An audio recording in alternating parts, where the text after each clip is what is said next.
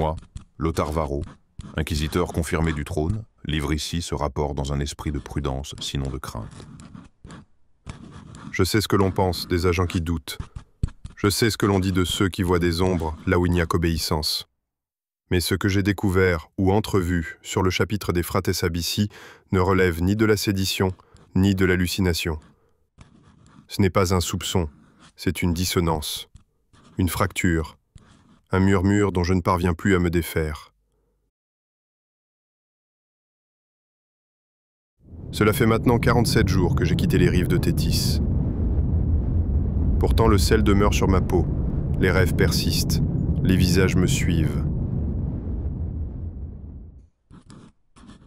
Je ne parle ici ni de remords, ni de superstition, mais d'une impression plus profonde, plus trouble, celle que le sol impérial a été foulé par des pas qui ne devraient pas y avoir laissé d'empreinte.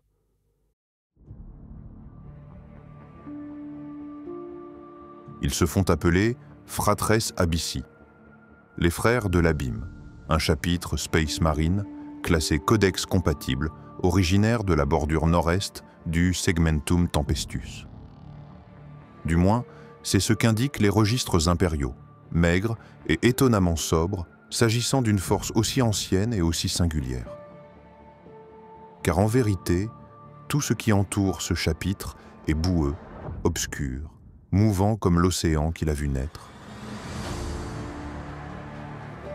Leur forteresse monastère se trouve non pas sur leur monde natal, mais sur Achéron, une lune nue et basaltique en orbite de la planète noyée Thétis. Achéron ne figure sur aucune carte de navigation marchande. Aucun corridor warp ne mène vers elle directement. Son silence est voulu. Quant à Thétis, un monde recouvert d'eau grise, de récifs acérés, de forêts putrides et de tempêtes permanentes. Les archives archéothèques pré-Imperium suggèrent qu'elle fut autrefois une colonie d'importance mineure de la race Eldar. Des structures cyclopéennes enfouies sous la mer, des arcs de moelle spectrale broyés par les millénaires, et parfois des rumeurs. Des silhouettes sous les vagues. Des lueurs dans les abysses.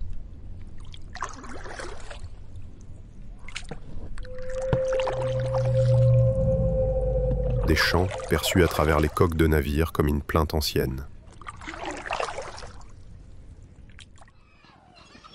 Certains locaux, pêcheurs, ermites, survivants, prétendent que les Eldar n'ont pas disparu, qu'ils se sont fondus dans l'eau, qu'ils vivent encore, sous la surface.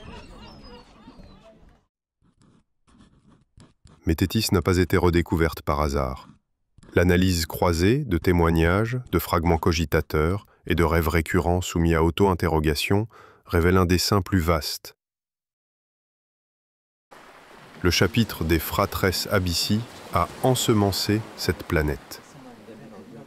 Des colons humains implantés à la surface bien avant toute officialisation impériale. Aucun Astra Militarum, aucun Minitorum. Des villages côtiers, des lignées taillées dans la douleur. Les enfants y naissent dans l'eau salée, apprennent à survivre dès la première marée. Les plus faibles sont emportés par les flots ou les créatures. Ce monde est un vivier, une forge lente sculptée par la peur, la faim et l'hostilité. Le climat n'est pas un hasard.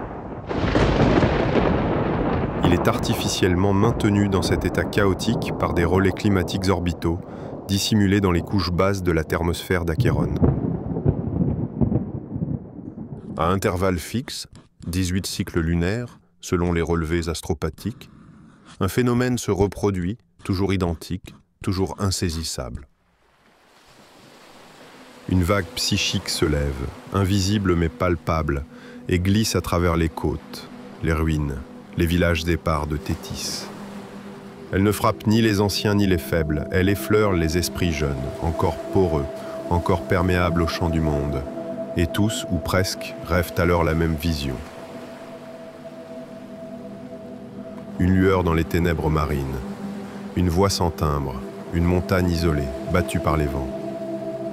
Quelque chose appelle. Il n'y a pas d'ordre, pas d'émissaire, pas de rituel.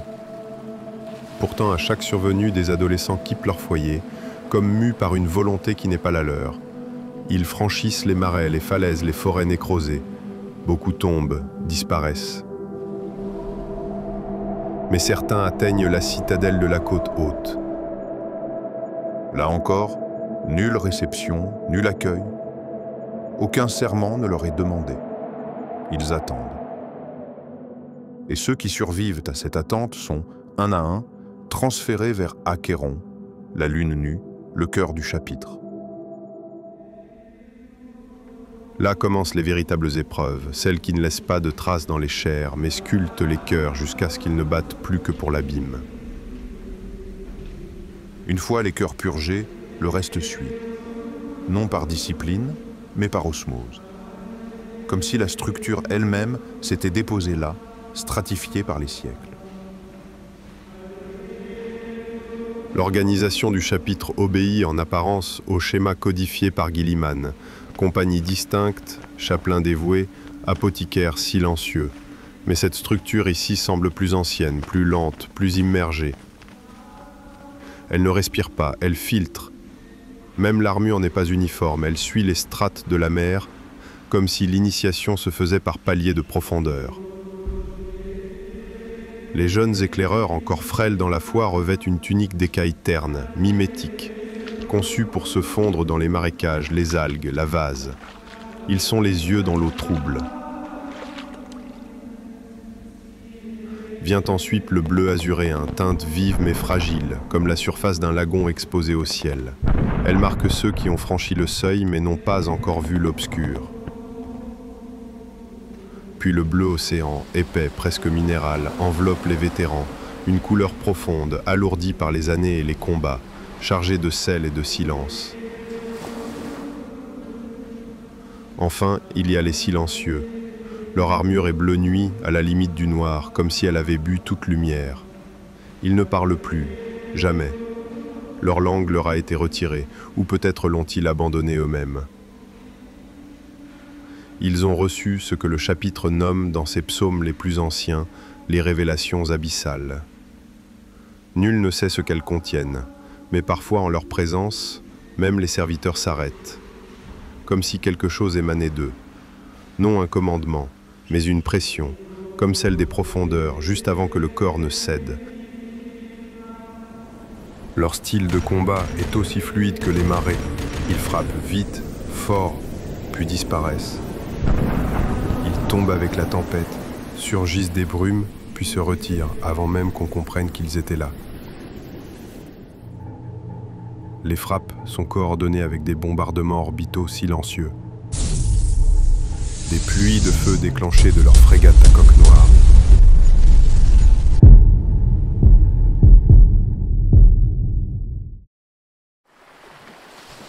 Ils ne cherchent pas la gloire ni l'ostentation. Leur bannière est sobre, un trident perçant un cercle brisé et en son centre une spirale descendante. Le maître du chapitre n'a jamais été vu. Ni portrait, ni hololithe, ni trace vocale, même ces capitaines que j'ai interrogés par procuration, avec les réserves que cela impose, parlent de lui comme d'une présence distante, quasi rituelle. Une ombre dans la pénombre du commandement. Certains, à voix basse, suggèrent qu'il n'existe plus, qu'il aurait été remplacé ou absorbé par une entité plus ancienne. Non un homme, ni même un Astartès, un esprit, quelque chose de fluide sans corps mais avec une volonté, une conscience archaïque, née peut-être des abysses même qu'il vénère. Cette hypothèse, que je n'ose à peine formuler à haute voix, trouve d'étranges échos dans des transmissions interceptées par l'Ordo Xénos, notamment sur Mélobosis Delta, des signaux d'origine inconnue, des séquences télépathiques dont la syntaxe évoque les formes mentales à Eldari, mais corrompues, hybridées, des rêves partagés entre individus sans lien apparent, des visions d'un trident de lumière perçant un œil noir au fond des eaux. Certains de mes confrères y voient des coïncidences. Moi, je n'en suis plus si certain. Et si les fratresses Abyssi étaient guidées par quelque chose d'autre, quelque chose qui ne prit pas le trône d'or, mais le tolère, quelque chose qui a survécu à la chute, non par force, mais par ruse. Et pourtant, et c'est là que réside tout le venin du doute, ils répondent aux ordres. Chaque mission est exécutée sans faute, chaque objectif atteint. Ils se prosternent devant l'impérium, ils se disent fils de l'empereur. Mais leur loyauté est-elle de fer ou de sel? J'ai cru, autrefois, que la vérité se mesurait en faits. Je découvre qu'elle peut aussi se noyer, lentement, dans le silence. J'ignore si les faits que j'expose sont des vérités complètes ou des fragments trompeurs. Je n'ai pas la prétention de juger ce que le silence recouvre. Mais si mes hypothèses, même partielles, s'avéraient exactes, alors ce chapitre ne serait pas seulement atypique. Il serait le symptôme d'un pacte plus ancien que l'Empire lui-même. Je n'émets ici aucune accusation formelle. Pas encore. Je livre ce que j'ai vu, ce que j'ai entendu, ce que j'ai ressenti. Que le conclave décide, que les plus sages tranchent. Mais souvenez-vous de ceci. Il est des silences qui ne relèvent pas de l'ignorance.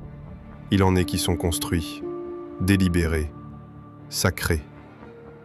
Et si les fratresses Abyssi se taisent, ce n'est peut-être pas par discipline. C'est peut-être parce que leur vérité ne peut être dite